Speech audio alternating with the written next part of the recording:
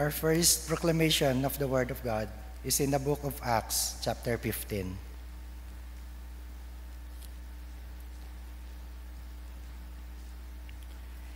Then all the multitude kept silent and listened to Barnabas, Paul declaring how many miracles and wonders God had worked through them among the Gentiles.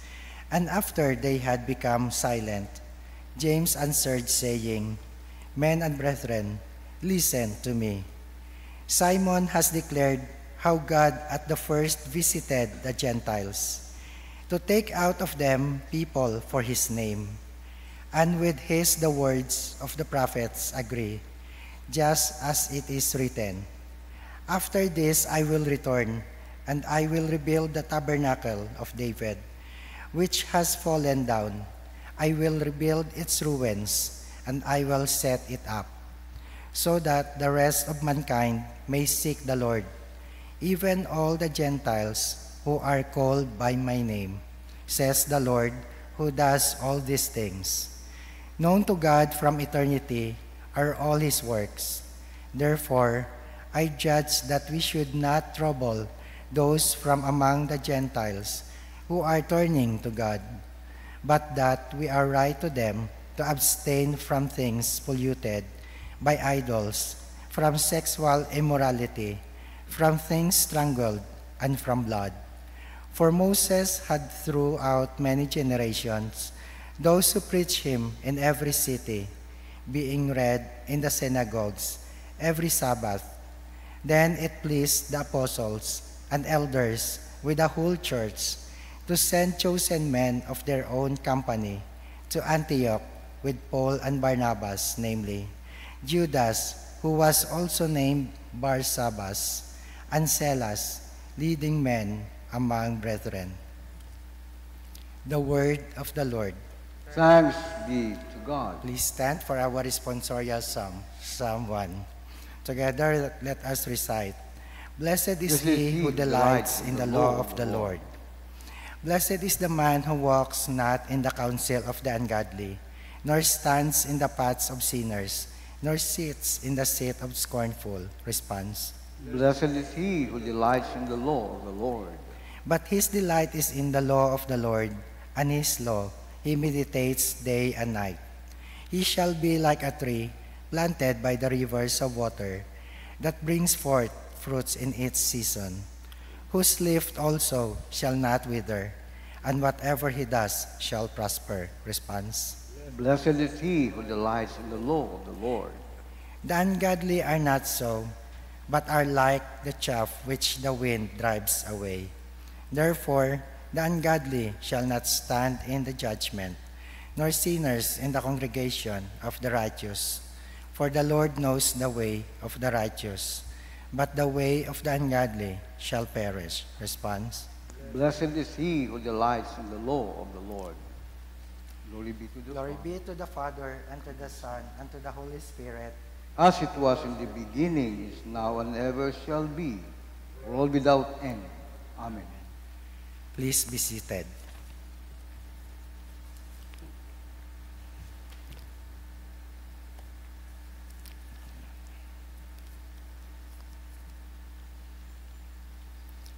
Our second proclamation of the Word of God is in the book of 1 Corinthians, chapter 15.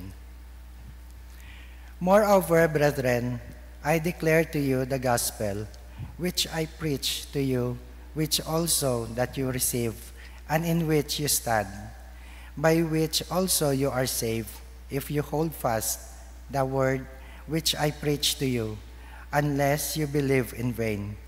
For I delivered to you, first of all, which I also received, that Christ died for our sins according to the Scriptures, and that he has buried, and that he rose again in the third day according to the Scriptures, and that he was seen by Cephas, then by the 12. After that, he was seen by over 500 brethren at once, of whom the greater part remain to the present, but some have fallen asleep. After that, he was seen by James, then by all the apostles. Then last of all, he was seen by men, who also as one born out of due time. For I am the least of the apostles, whom am not worthy to be called an apostle, because I persecuted the church of God. But by the grace of God, I am what I am. And his grace toward me was not in vain, but I labored more abundantly than they all, yet not I, but the grace of God which was with me. Therefore, whether it was so they, we preach, and so you believe. Now, if Christ, preached that he has been raised from the dead, how do some among you say that there is no resurrection of the dead? But if there is no resurrection of the dead, then Christ is not risen. The word of the Lord. Thanks be to God. Please stand for the proclamation of the gospel. The Lord be with you. The Holy Gospel of our Lord Jesus Christ according to St. Matthew. Glory to you, Lord Jesus Christ.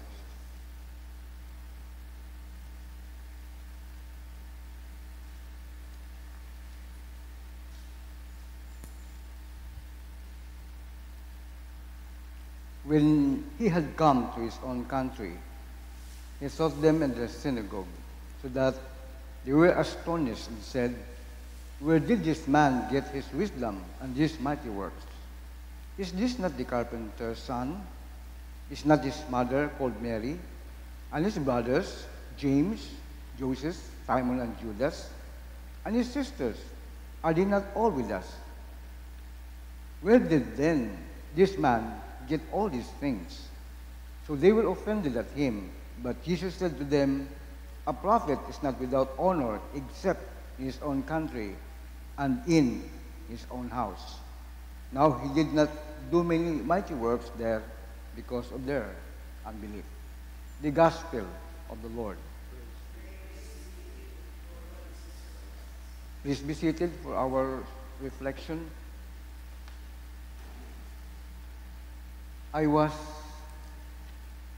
in struggle last night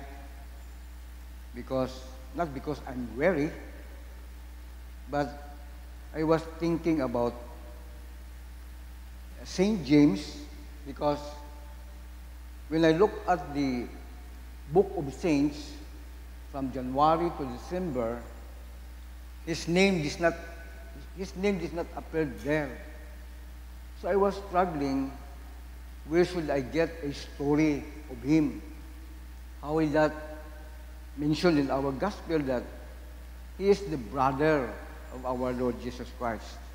Agsahil man kita, nakagumpisa si Ginoong Hesus sa anang ministry ay anang nga mga igmanghod doon ay naunat imaw tao eh. Di na magpati ka na. That's why humamba imaw nga a prophet is not without honor except in his own country and in his own house. Pas man kakon, gabag-o kita, gahambal natin na born again kita eh. Di na magpati na atong kibahan sa bagay. Minasuay tananda kita. O galing, tandang pananaw katon ay insignificant. Bukod mo tamanat kando magnalin ka mo, mga relihiyon nga ron, mag-born again ka mo. So, dahil statement nga nakikita na ako nga, makadugang ka itong pananaw kung ano Ginoo sa itong kabuhi. Our insignificant in the eyes of men, God can use it to confront them. Kaya nga ba tao katon nga, kumalmana ron it. Tama ang nakakunakuan ay, di bali, andat ang pananaw ron. Nga ni, ipagagamito nun it Ginoo, yung atong insignificant nga andang pugo katon, nga makonfront sanda. Sambilog ay, paska akong hambal kabii, confidence, faith, benefits. Ano gimana ng kumpiyansa karon? Kasi siya nagabuo ka ng kumpiyansa. So insignificant. sa nang pananaw. Ay, sa Ginoo ay importante tala ato nga kumpiyansa sa Ginoo. Pangaywa, faith. Ano man ang klase pang pagtuo, pero pwedeng i-build nila sa nang kabuhi. Ay, moron naman na sana, moron, etc. Ay, importante sa Diyos, akong pagtuo. Because without faith, we cannot please God. At sa tao ay mukhang importante ron. Pangatlo, yung benepisyo nga nababato natin ngayon sa Ginoo, ay, mukhang importante. O galing, ay harang lumasadya, pag-abot sa kalamidad, kaya mga tao nga naghahambal nga, bukod man importante pagsimba, bukod importante born again, bukod importante pagtuo, bukod importante, ay nagpanawag sa Ginoo. Akong pangamuyo, kabay, kaya mga tao nga nag-experience kalagatan during the time of calamity, ang nagpanawag sila sa Ginoo, ay kabay nga magpadayon sila panawag sa Ginoo. Amen? Dapat padayon sila magpanawag sa Ginoo. Pas ako, hambaw kanikin nyo several times nga, I knew that there is God. O galing ako relasyon ka na. But, sayod ako, na napamati mo at pangamuyo. So, when I have problems or hardship in life, like, tangda ako sa langit, agmako na, Lord, buligi man ako, Lord. And so it happened. So, laya man katabo kay St. James. Ay, sa akong punino, ay, bukod na makot importante si St. James nga ay, hindi ko makita mo sa Book of Saints Nowhere. From January to December, ay, usoy ko anang ngalan. May St. James mata ito, ay si James ang ito sa Book of Saints ay dayat are one of the apostles. Ibagmangod sila ni St. John. Ay, inusisa ako. Ay, siyempre, iping man kami ko atong kustomarya, binasa na ako no mga readings. Abay, iya sa aton nga Ebanghelyo sa Matthew ay, is this not manna, the carpenter's son? Is not his mother called Mary, and his brothers, James, Joseph, Simon, and Judas? Nakitaan ko. Ang bumasa pag ilakot first reading, ay ito magyapon imaw. Sa second reading, ito magyapon imaw. Ang papel ni St. James, nagkubagay, nag-intera imaw sa Jesus movement during the time after the death of our Lord Jesus Christ.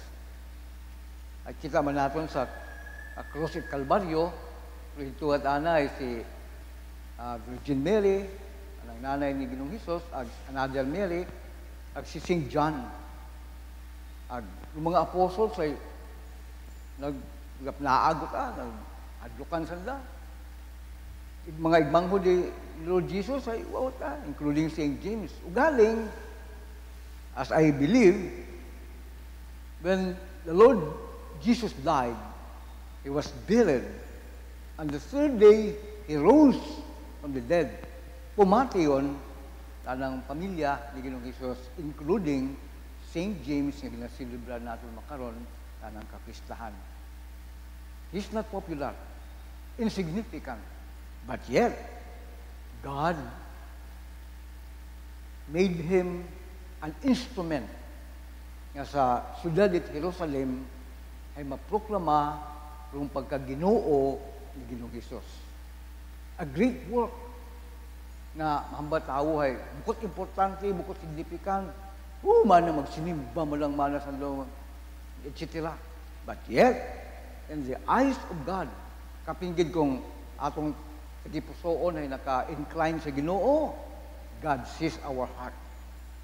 Agwat at ibang makapabago sa tao, o mismo makapabago katon, mismo ng Ginoo. Ano kinangad Ginoo katon? Mag-cooperate kita kana. Kung hambay mo nga, you are blessed, cooperate with that blessing. Hambay mo nga, I have healed you, cooperate with that healing. Hambay mo, ginapabago ka na akon, cooperate with the changes that He is applying o anak atong ginapaabot. Agud, so anang gusto na atong Ginoo ay matabo sa atong kabuhi. St. James is not so important in the eyes of the people then, kat kaumpisa imaw sa Jerusalem. Pero as long as he was doing his part, maisot mo lang ang party, pas man kakon niya simbahan. Daya ang party, doon imong party, but then, it contributes to the whole work of the church. Imong offering, akong offering. Imong serbisyo, akong serbisyo. Aton nga buligan. Bukod parehas atong bulig. But yet, in the eyes of God, we have done our part. And how blessed we are. Na ginakomend kita sa atong Ginoo. Basta magpadayon kita sa anang ublahon. Anuman do anang gintao katon nga task or responsibility. When we do it well for His glory and honor, God commends us blessed people. Nga niron, yung mga significant o bukod importante sa pananaw tawo, ginagamit ulit atong Ginoo para ma-confront sanda. Might be this time, atong naobrahay, bukod pat mayad o importante pala kanda, but then, along the way, as we do it humbly, makita't mga tao na atong ginaobra ay importante. Importante rin pagpangamuyo? Yes, it is. Importante rin gadto simbahan? Yes, it is. Importante ba magbago? Yes, it is. What we need to do by daily basis, mag-cooperate kita sa atong Ginoo. And God, our great God, will do the rest. Di natin piling maako mo, maubra tanan. But yet, pag atong ibutang la atong pagtuo, atong kumpiyansa sa atong Ginoo, God will send us blessing, ang atong benefits, agod, magamit naton ra, and our insignificant will become significant and important in the eyes of the people. Might be this time, bukod pa, importante pala kanda, but one day, I am very sure, God will use our insignificant in the eyes of men to confront people.